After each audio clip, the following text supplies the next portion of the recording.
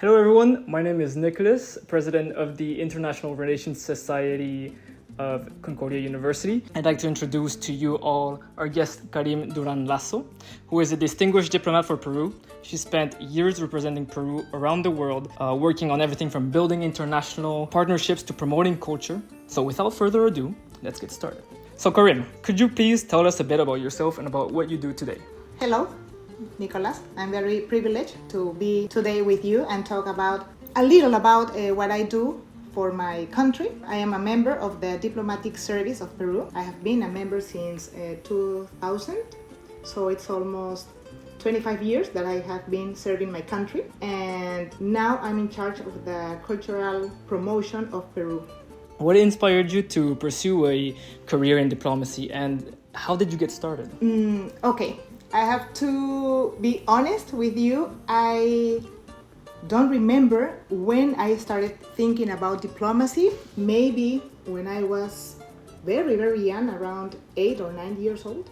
Maybe, I can't remember, but Javier Pérez de Cuellar, who was a very distinguished diplomat. He was Secretary General of the United Nations, so he was very popular in Peru. I guess I used to watch him on TV, and after that, I was very interested in international relations. I went to a German school, so I spoke German, I learned German. That helped me, choosing my diplomatic path. According to you, what's the most challenging or difficult part about what you do, which is represent your country abroad? I think that it's a privilege to represent your country abroad. The challenges, you don't think it as challenging, but you think that, I'm so proud of myself, of what I can do for my country. So that kind of set the way for us to do our job. It's a very difficult world out there. Mm-hmm. You want to show the very best of your country, and that's the importance of diplomacy, that you can turn challenges into opportunities, and that's very important for us, and that's the key. That's something different from other jobs. You never know what you are going to deal with, so that makes diplomacy so amazing, so interesting. And as I told you, I don't think about the challenges, but I think about the opportunities that we have to help our country. We are privileged. You were recently the Consul General of Peru from 2020 to 2025. In Panama, sorry. What was the most memorable thing that you learned during your time in that position? Because obviously it was also during the pandemic. Right? Yes. I started my position during pandemic. I arrived in Panama and the pandemic started 14 days later. Oh my God. So it was very challenging. It was very difficult. I had 500 people, that were in Panama and that couldn't get out of Panama because of the closure everywhere. I helped them going back to Peru. That was a very rich experience for me. But the most memorable thing is that I had the opportunity to help a lot of people. The job as a consul is to directly help people, and in this case, people wanted to go to the US, so Panama became one of the most important ways to go to the US, and that was really difficult. People coming not only from South America, but also, who would have thought, from Africa, going through the Selva del Darién, and it was really difficult having to deal with the people, to listen to the stories of the less privileged ones. They had to walk for 7 or 8 days without water, without food, with babies, and lots of people died. So it was a very humanitarian labor that I had to do in Panama, and the stories of those people are the ones that I'm going to remember forever.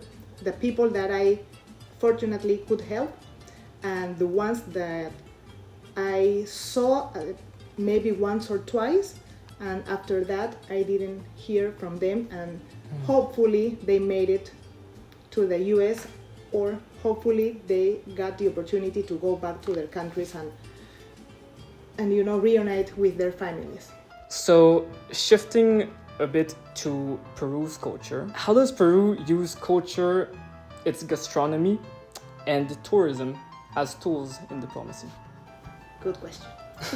We are very proud of our multicultural heritage, and our culture is really rich. We are a millennial culture, so for us it's an opportunity to show around the world our dancers, our music, and now our food. Our food is really, really good.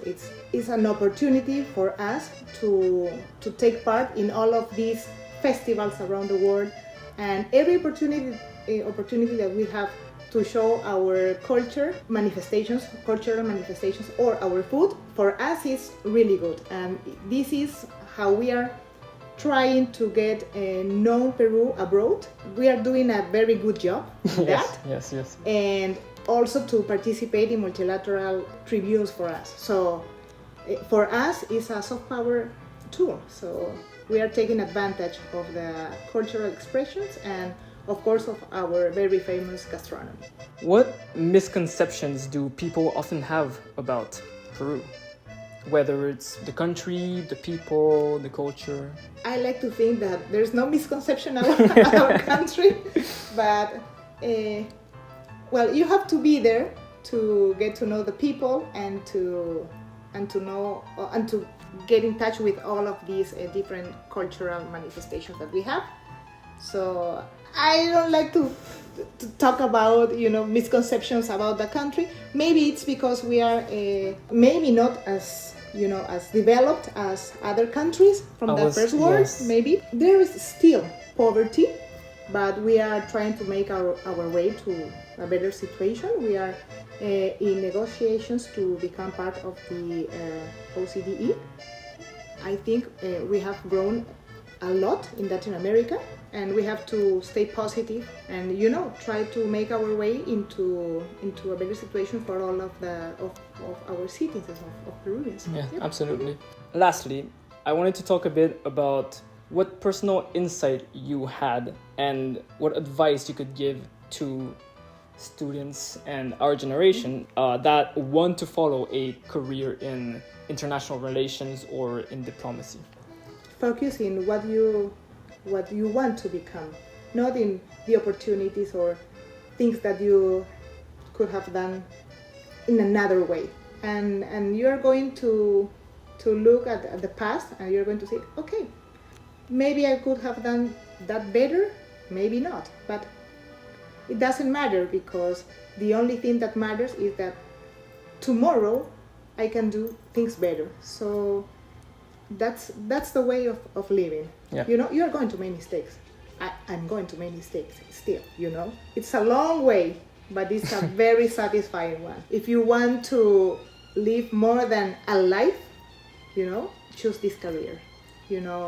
I have served in the US, I have served in Austria, I have served in Japan, in Panama.